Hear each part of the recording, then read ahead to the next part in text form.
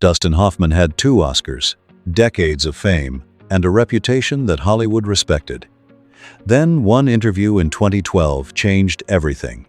Sitting calmly on camera, he began talking about a movie everyone else called a comedy, but for him, it was never funny at all. Just minutes later, his voice cracked. He admitted something about women that had stayed with him for more than 30 years. He even used one word to describe himself that shocked people. The interview stayed online for months with little attention. Then, in July 2013, it suddenly went viral, and people were deeply divided by what they saw. Dustin Lee Hoffman was born on the 8th of August, 1937, in Los Angeles, California. From the very beginning, his life carried a quiet sense of pressure. He was the younger of 2 sons born to Lillian Gold and Harry Hoffman. His father later became a furniture salesman, but before that, he worked as a prop supervisor at Columbia Pictures, one of Hollywood's biggest studios.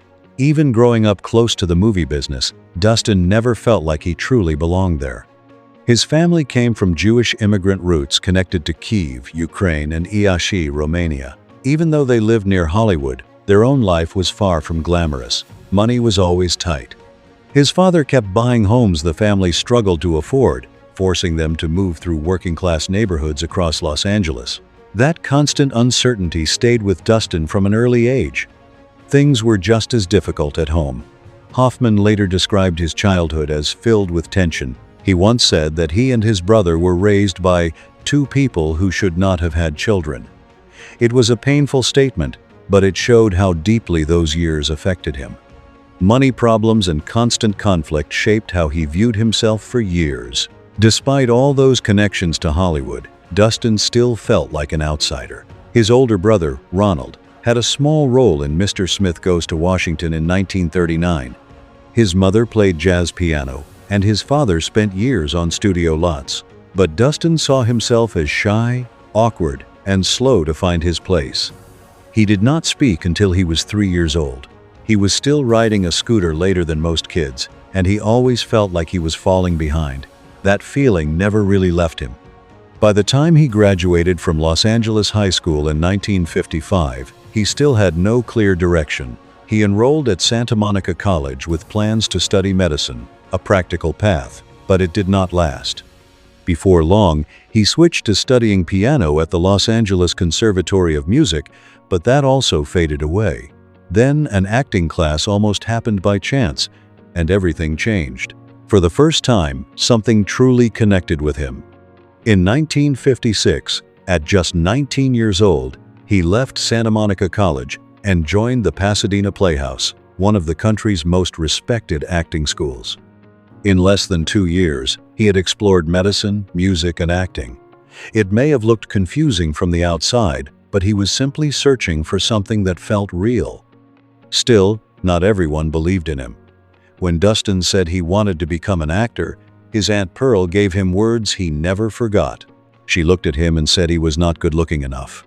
In 1950s, Hollywood, that kind of comment hit hard because appearance mattered so much. Casting people would later criticize his nose and other features that made him different. Those remarks stayed with him for years.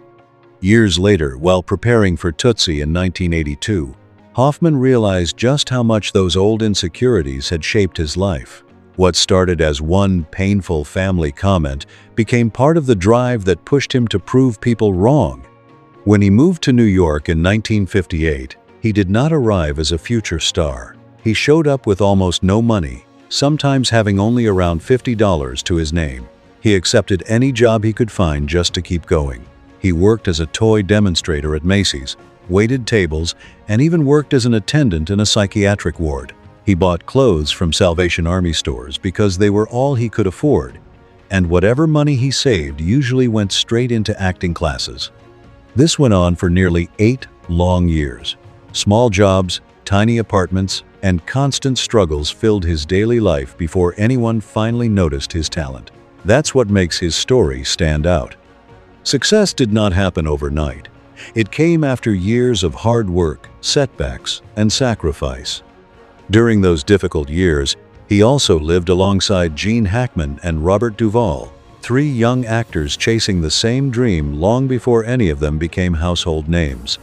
Gene Hackman once let Dustin Hoffman sleep on his kitchen floor. Hackman was paying just $22 a month for a tiny cold water apartment in Manhattan's East 20s. Later, he helped Hoffman move in with Robert Duvall at 237 West 109th Street, a sixth-floor walk-up between Broadway and Amsterdam. The entire apartment cost only $80 a month, with Hoffman's share around $10. It's almost impossible to imagine today. Three future Oscar winners shared one small apartment, struggling to afford groceries while chasing the same dream. None of them were famous. They were simply trying to survive one more week in a city that had no reason to notice them. During those years, Hoffman also trained at the Actors Studio under legendary teacher Lee Strasberg. That training transformed him. Strasberg's method encouraged actors to use real emotions and painful memories to create honest performances. Hoffman embraced the approach completely. Acting became more than a job, it became part of who he was. His commitment was so intense that it sometimes worried the people around him. Years later, while making Marathon Man in 1976, Hoffman pushed himself to look completely worn out for the role. A famous story claimed he stayed awake for 3 straight days. Hoffman later explained the truth was more complicated, saying some of his exhaustion came from late nights and the stress of a difficult divorce. Even so, the story lived on, along with Laurence Olivier's famous response. After hearing how Hoffman prepared, Olivier reportedly told him to try acting because it was easier. The remark became legendary, highlighting the sharp contrast between two very different acting styles while showing how far Hoffman was willing to go for a performance. For years, all that dedication brought little recognition. Then, in 1966, things finally started to change. Hoffman won the Obie Award for Best Actor for The Exhaustion of Our Son's Love. The honor carried real weight in the off-Broadway world and earned him respect from people in the industry. The award gave Hoffman the credibility he had spent years chasing. It proved he had real talent, even if major film studios still refused to see him as leading man material. Television brought a few small roles, but Hollywood remained unconvinced for the moment. That all changed in 1967 when one director looked at Dustin Hoffman and saw opportunity instead of limitations. That director was Mike Nichols, and his choice would completely reshape Hoffman's career. Nichols cast the 29-year-old as Benjamin Braddock in The Graduate, even though the character was only 21 and better-known stars like Robert Redford and Warren Beatty had also been considered. Hoffman did not fit Hollywood's usual image of a leading man. He seemed awkward and lacked the polished look studios often wanted. But Nichols saw something more believable. He saw someone who felt real, and that decision became one of the most important casting choices of its time. When The Graduate was released in December 1967, it became a massive success. The film earned nearly $105 million at the box office and turned into one of the biggest hits of its era. Suddenly, Hollywood had to accept that audiences connected with characters who felt vulnerable, uncertain, and authentic instead of perfectly polished. Hoffman's performance also earned him his first Academy Award nomination for Best Actor, an incredible achievement for someone with so little film experience. Almost overnight, he appeared on the cover of Time magazine and was treated like a major star. Yet Hoffman never saw his success as some perfect fairy tale moment. He later called it a freak accident. That reaction reflected everything he had been through. Only a short time earlier, he had been waiting tables, taking odd jobs, and struggling just to get auditions. He earned only $17,000 for The Graduate, and after taxes and expenses, about $4,000 was left. Before Life magazine even photographed him, he was back standing in the unemployment line. Fame had finally arrived, but it could not erase the years of self-doubt, financial struggles, and uncertainty that had shaped him. The movie changed far more than Hoffman's career. The Graduate is now seen as one of the films that helped launch the new Hollywood era, when directors like Francis Ford Coppola, Martin Scorsese, and Robert Altman began moving away from the old studio system. Younger audiences wanted stories that felt honest, complicated, and closer to real life. With its bold editing, unforgettable Simon and Garfunkel soundtrack, and an ending that refused to wrap everything up neatly, The Graduate changed the feel of American movies.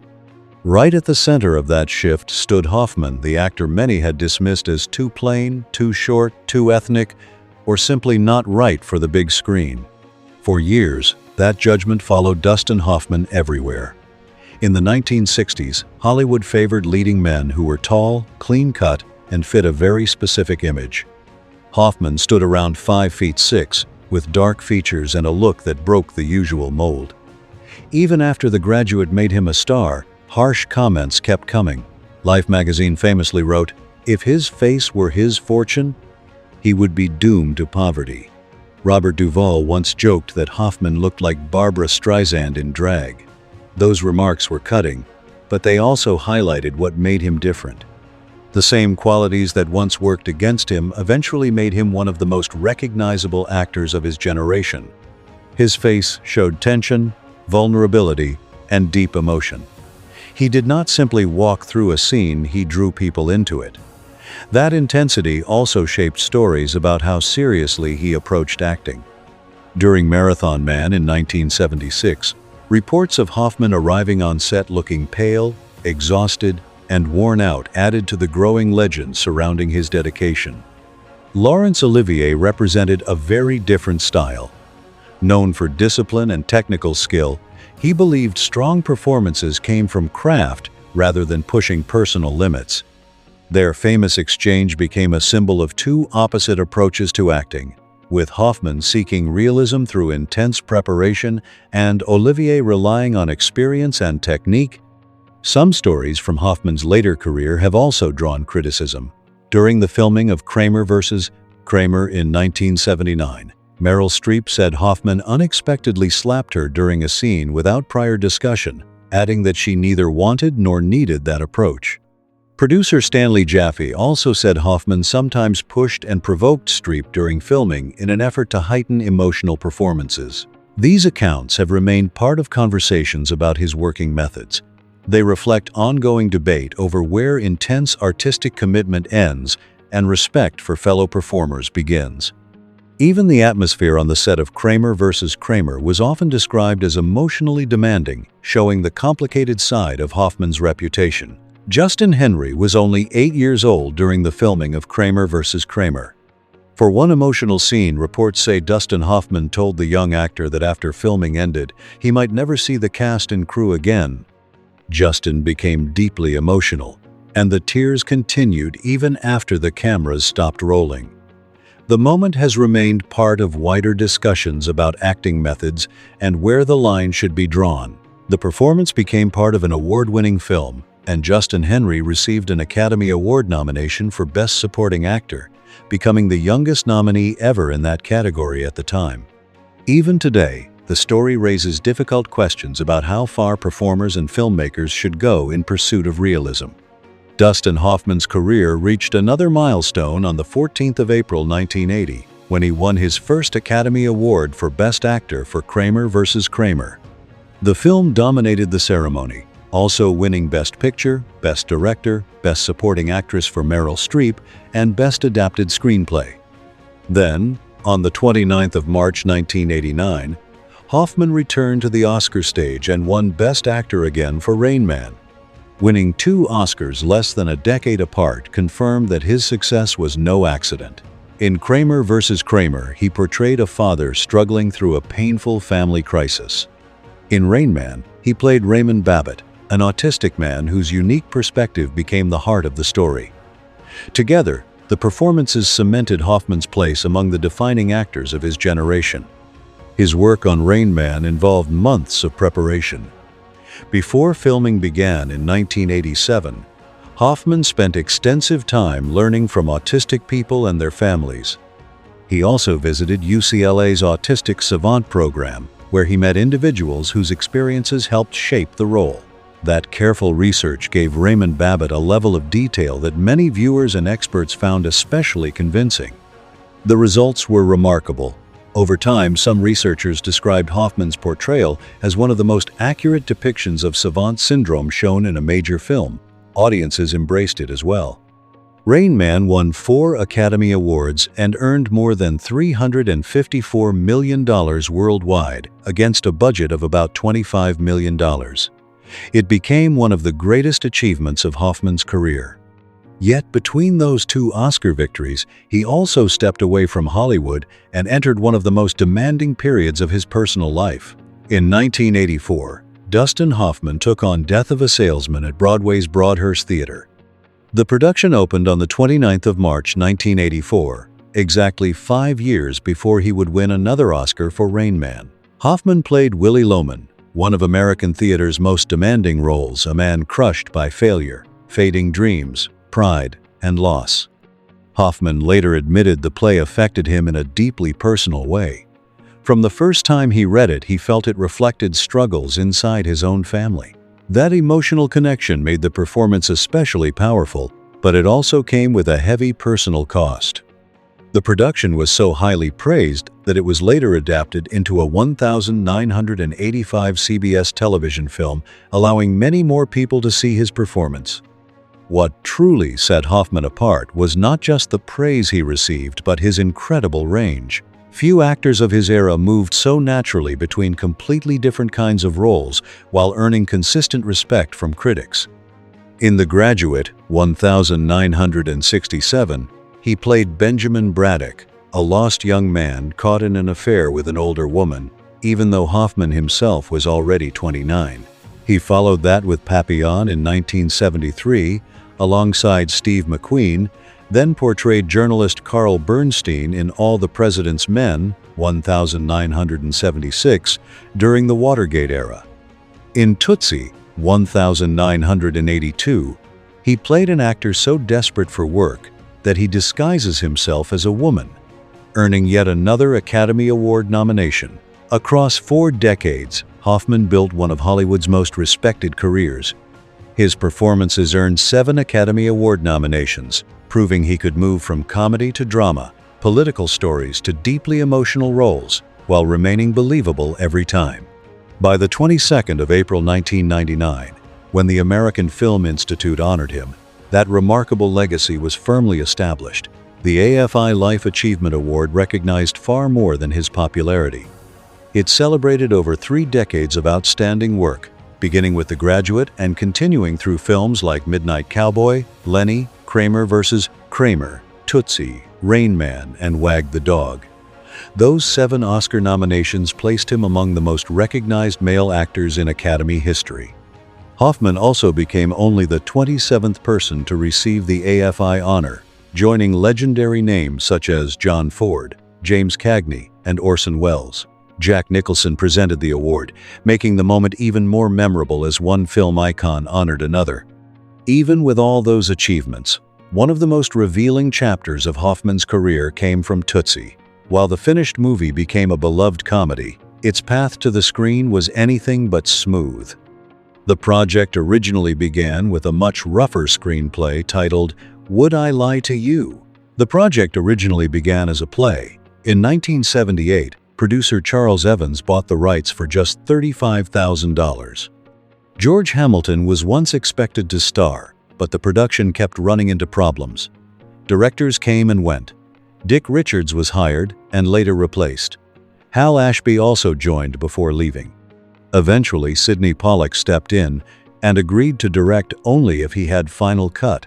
The screenplay changed constantly as it passed through several writers, including Elaine May, Barry Levinson, and Larry Gelbart. Although Gelbart and Murray Chisgall received the official screenwriting credit, many people helped shape the final version. By the time Tootsie was ready to film, its budget had climbed to around $21 million, an unusually high figure for a comedy in 1982. Despite all the setbacks, the movie finally came together. Hoffman had one important condition before agreeing to the role. His contract required that Dorothy Michaels, his character's female identity, look convincing enough to blend into everyday life without attracting attention. That demand pushed the makeup and costume teams through an exhausting transformation process. They shaved his legs, arms, and even the backs of his fingers. Costumes were carefully designed to reduce the appearance of his Adam's apple, while layers of makeup and prosthetics were applied every day. Hoffman later said the heavy makeup caused an allergic reaction that left welts and skin irritation. A blonde wig was tested and rejected, while facial appliances were tightened and secured to create the final look. Even then, the makeup only held up for limited filming each day. When Hoffman finally saw himself as Dorothy Michaels, the experience surprised him. The makeup team explained that this was the most realistic result they could achieve. Dorothy did not look glamorous or like a movie star. She looked like an ordinary middle-aged woman. Hoffman decided to quietly test the disguise on people who knew him. He reportedly passed actor Jose Ferrer in an elevator, went unnoticed by his daughter Jenna's schoolteacher, and even walked past Jon Voight without being recognized. But the biggest impact was personal. Hoffman later said he realized he might have overlooked someone like Dorothy in everyday life because she did not fit the narrow beauty standards he had accepted for years. That realization stayed with him and became one of the deepest parts of the experience. While audiences embraced Tootsie as a clever comedy, Hoffman later described it as something much more meaningful. He openly reflected on how the role changed the way he viewed appearance, attention, and the assumptions people often make based on conventional ideas of beauty. That unexpected lesson became one of the film's most lasting effects for him. That realization opened something deep inside Dustin Hoffman. In a later interview, he became visibly emotional as he spoke about how many interesting women he may have overlooked because of the way he had viewed beauty. He said he wished he had talked to more women like Dorothy. He wished he had truly seen them. Suddenly, Tootsie felt like much more than a successful comedy. It became something deeply personal. The film was a huge hit. Tootsie finished as the second highest grossing movie of 1,982, behind only E.T. It later ranked second on the American Film Institute's list of the greatest American comedies. At the Academy Awards, it earned 10 nominations and won Best Supporting Actress for Jessica Lange, who was also nominated that same year for Frances. Even with all its success, the movie continued to spark debate. Some feminist critics argued that its message had important limits. A well-known review in Jump Cut suggested the story asked audiences to fully recognize sexism only after a man experienced it from a woman's perspective.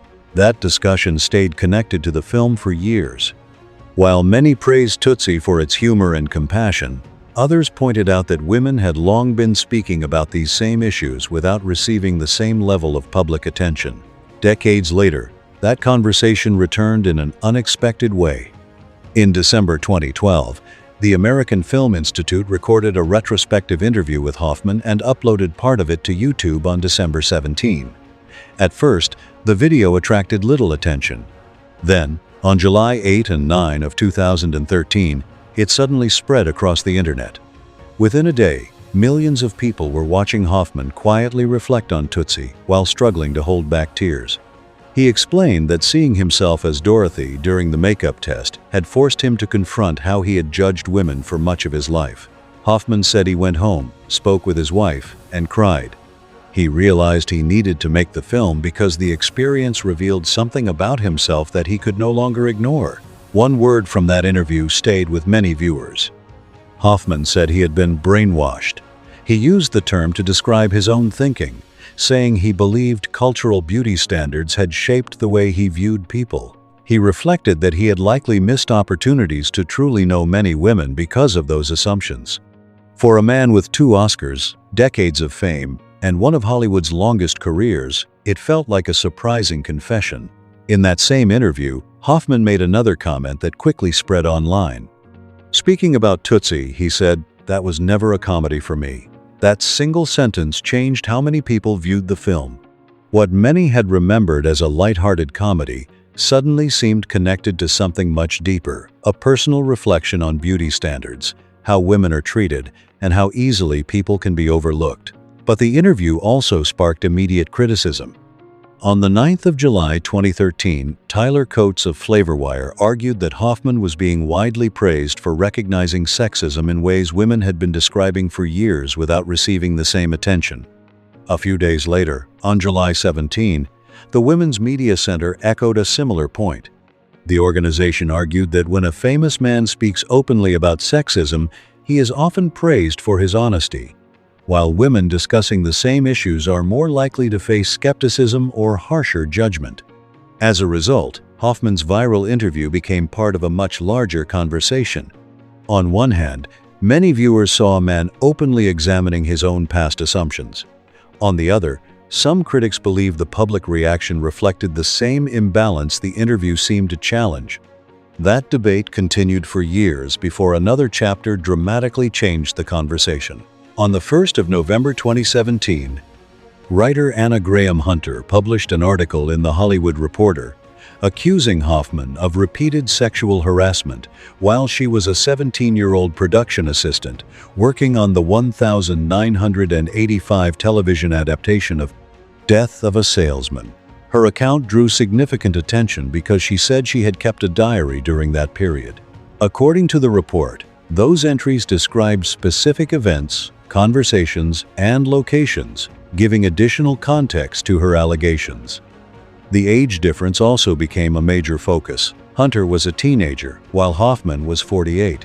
Because the diary had been written at the time, many viewed it as an important part of her account rather than a recollection formed decades later. Hoffman responded with a brief public statement saying he was sorry and that the allegations were not reflective of who he was. His response received mixed reactions. Some critics argued it did not directly address the reported conduct or clearly accept responsibility, while others noted that additional allegations soon followed. By the 14th of December 2017, Variety had published accounts from 3 more women, including actress Catherine Rossiter, who alleged that Hoffman had groped her during the 1984 Broadway production of Death of a Salesman. Additional allegations followed. Actress Catherine Rossiter described an incident she said happened in front of members of the stage crew. Corey Thomas alleged that Hoffman exposed himself to her in a hotel while she was still in high school. Another woman connected to the film, Ishtar, accused him of sexual assault and said he contacted her repeatedly afterward. Hoffman's attorney denied the newer allegations, calling them defamatory and false. Even so, the accusations had a major impact on his public image. By the end of 2017, Hoffman's legacy had become far more complicated. For years, he had been praised for portraying thoughtful, emotionally complex characters. His performance in Kramer became one of the defining roles of his career. But the public allegations presented a very different picture, creating difficult questions that continue to be discussed today. Even with that controversy, Hoffman's influence on cinema remains significant. Across more than 5 decades, he built one of the most respected careers in American film. He earned 7 Academy Award nominations, won 2 Oscars, and played an extraordinary range of characters, from The Graduate to Rain Man. That versatility remains a major reason his work is still studied and remembered. The American Film Institute interview about Tootsie also remains one of the most talked about moments of his career. What began as a quiet interview in 2012 became a viral conversation in 2013.